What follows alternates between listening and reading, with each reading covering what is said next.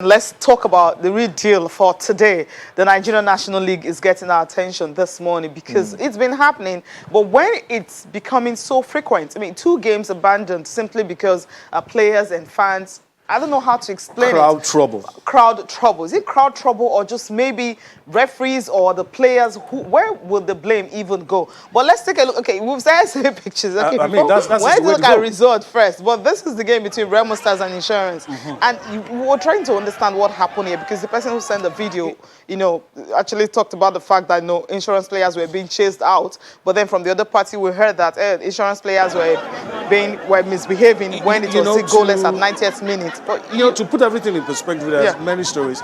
We hear that the Nigerian National League will decide on these abandoned games because they've had the report. They're going to decide. And we were hoping to have a conversation with the head of the media and communications. We hope that technology allows us to have that conversation. But while we're at it, we're going to take a look at the results later on. But while we're at it, we're seeing these pictures and okay, let's just go now and have that conversation with Amar Ignis, head of media and communications at the Nigeria National League. Greetings to you, Amar. Thanks for joining us on the show this morning.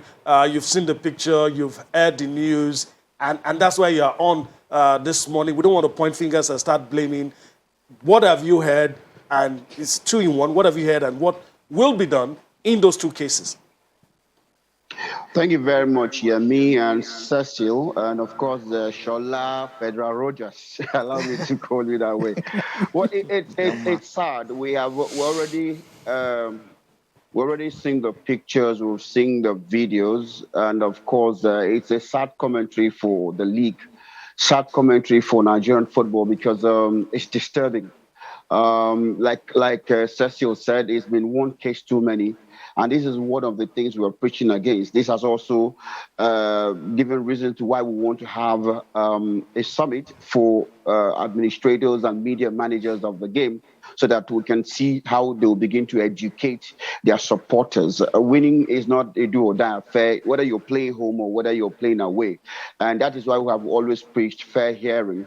I was on your show last time, and I did say that the NNL has taken huge steps, led by its chairman, who is an ex-referee, who is, we had to meet with the NFF, those in charge, the appeal, monitoring committee, the appointment committee, and the Nigerian Football Referees Association on that they are seized. The fact is that we had made serious appeals for the fact that they needed to give us the best of referees in handling our matches.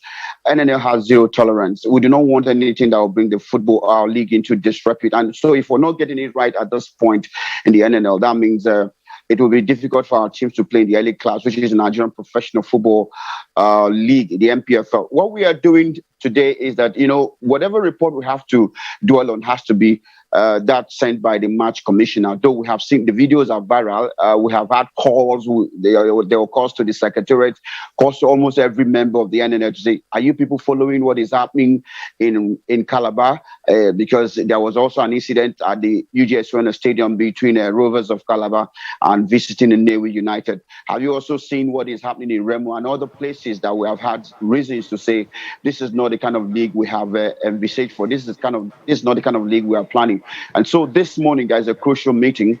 Immediately after I leave this live telecast, I will be part of that meeting because a lot of decisions will be taken, not just only the matter in Remo, between Remo Stars and Bendel Insurance. That's not what we want to hear. We want to put an end to this and a serious appeal. Okay. Yeah, I think maybe we've lost him there. Serious appeal to maybe the players and maybe coaches, maybe management. But the question I wanted to ask him is, maybe I should ask Shola Regis. NNL, I mean, when it was still very good, I mean, you were part of it. But right now, it's becoming something that you don't even want to talk about because of what's happening. Is it that maybe the management of these clubs and then the players and the referees and of course all those are concerned, don't they have seminar? For instance, before the start of the season, there should be a seminar to actually educate them more. Because sometimes it starts from them. When the coaches start abusing, insulting referees, I've watched games where it will start with the coach, start insulting the referee, you're biased and all. Then the fans pick it up. Once the fans pick it up, and then the whole thing starts. Can I answer your question like a typical Nigerian with a question? And I'm going to take it further back and ask, why are there fans in the stadium? In the first place. Because I asked that question to, I remember Sheldiko time we spoke to him, and also NWFL chairperson, Aisha Falode. They said that what they've decided at the beginning of the season is that the states will handle that. That's not for them. They have this, each of the states will determine if they're going to allow fans into the state. That's not in their own hands. All right, that's left for each of the states and their safety and protocol committee to decide the numbers of fans they want to allow into games. We have on record the chairman of the Nigerian Football Federation saying that they're working towards bringing the fans back to the stadium, and they're going to work with the PTF, right? And the NFF is in charge of football. The PTF is in charge of COVID protocols. They should give them the guidelines. I don't know where they came up with the idea of states allowing fans or not. No. They have numbers. What I'm saying, we're going based on what the federal government has said, based on what the Nigerian Football Federation said. A campaign started last week by Van Dresser, one of the NNL teams, asking other teams to join them to put pressure on administrators to allow the fans back. Do you get? Yes, you could go online. Van Dresser has been doing, and I actually joined that campaign because I feel let's let a little bit of the fans in, right? Observing the COVID-19 protocols. So why did they have so many people in the stadium? That's one. Whatever Aisha Falodi told you, for me, is a contravention of the COVID protocols and what the NFF said. But hey, what do I know? Let's put that aside. Two, you talked about seminars and all of that. The whole supportership, when it comes to Nigerian football, is twisted, is warped. You get, what we have are fans who come to the stadium expecting to even get the players to pay them for coming. You know, they don't pay at the gates. I'm sorry, people might not like this, but it's the truth. What we need is to really have maybe the Nigerian Football Supporters Club trickle down to the club size and teach them and train them how to really support their teams. Then, we know that for every NNL game or MPFL game, there's a certain number of security details that must be in the stadium. I didn't see a single policeman in that stadium. Let's get back to Amanz. I think Magnus is back with us. You were trying to, you were talking about the fact that you guys will be meeting this morning, and then what is messages that will be passed to those concerned and those involved in this situation.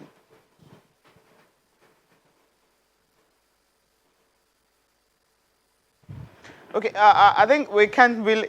Can you unmute yourself, please? We can't hear you. Can you hear me now? Okay, yes, it's clear. All right. We need to keep talking and reiterating the fact that NNL has zero tolerance to fans, hooliganism, violence, pitch invasion, and the rest. This is not good. It doesn't help the growth of the game. You know, I had talked about a football development summit which the NNL is organizing. These are part of the things that should be treated. So we must take cogent steps to punish and mete out discipline, proper discipline to the offenders. If it is the FA that is involved, if it is the lack of security provided or provision, if it is any of the players that is found culpable, it is not in our right to discipline the referees. We can only recommend to the NRA to say these are the observations, maybe from video evidence shown, so that referees can be open doing, because referees can actually make or mar any match situation. So the truth is that yes, we have been on the fact that we need the best of referees to handle our games. And then what are we now saying to the fans, to the team managers, the club administrators, who, if they are playing at home, they want to win at all costs, or even those clubs that are visiting who have one antic of the other to mar the game? This is not what we are preaching. Football is the most unifying sport in the world. Perhaps you may disagree with me or not, but football rallies all of us together. So are we doing it right? Are we taking the right step to ensure that we stop this mayhem? I call it mayhem. A lot of these referees have been severely wounded, injured, from the video evidences and pictures we have seen so far, though not officially sent to us. from the media perspective. You see a lot of these referees with swollen faces, blood dripping down their nose, their ear, their eyes, some of them beaten to stupor. And like one or two persons observed, Cecilia to be very precise, or maybe Shola, we need adequate security as well. We have always said there must be the right number of policemen, security personnel at every match venue. It's also discovered that some of these clubs are not keeping to it. And this is not good for the interest of the game, because sometimes some of the fans also overwhelm the security operatives that we have seen, like we have seen in some videos. So this is very disheartening. Today, definitely, it's a very decisive meeting, and we need to take crucial steps to further look into the matter. Following the match commissioner's report, we do hope that the match commissioner will be magnanimous enough to report adequately what has happened in Calabar with Rovers versus Navy United. Yeah. Also report what transpired in Remo Stars versus Bendel Insurance. Otherwise, this will not be stemmed out. It will keep going. But again, it's a serious appeal we've made to the NFF, to the NRA, and that we need to actually, on a daily basis, also monitor NNL matches. Otherwise, if we leave it lying this way, it might keep escalating. But that's not what we pray for, Cecilia. Okay, we hope it doesn't escalate, right? Sure. So, I mean, you guys are having a meeting today. So after that meeting, we need to know what happened after that. And, of course, what you're going to do concerning the fans coming into the stadium and the whole lot. Thank you so much for taking our time. Let me chip in a word about the fans. We have also said before NFF or the COVID-19 managers lift the ban, all matches of NNL are supposed to be played under closed door. That has been the rule. We have not lifted the fact that fans must enter the stadium. So these are some of the little wonders we see when you hear that fans are encroaching the pitch. You begin to ask, is it not a closed door match? And why do we have so many fans on the pitch of play? Thank you for bringing that up. I hope maybe after today, we'll not see this kind of incident again in Nigerian professional football. We won't talk about the result, and that's where we are going to next right now. Thank you so much for joining us. Thank you for having me, me and Cecilia. Yeah, thanks. There's enough blame to go around. Sorry, actually, quite contrary. Yeah. This is the first time in a long time that you'd have someone who works in administration being very truthful. Yeah. I want to say kudos to Ama Ignis. He did not play the blame game. Yeah. Do you get? He took it head on, and this is what we need. This is the approach. This is the only way we can get our leagues to get better. And like I pointed out, and I'm happy he was responding to most of the things I pointed out. We're not even supposed to have fans in the stadium in the first place. Someone needs to look into that. 2, where was the security? Yeah, I saw 2 police. I saw 1 3. police. Yeah, about 3. Yeah. There are videos showing footballers manhandling the ref. Manhandling the referee. You get? We need to look into these things and really clamp down. Yeah. Don't play around with it. Yeah.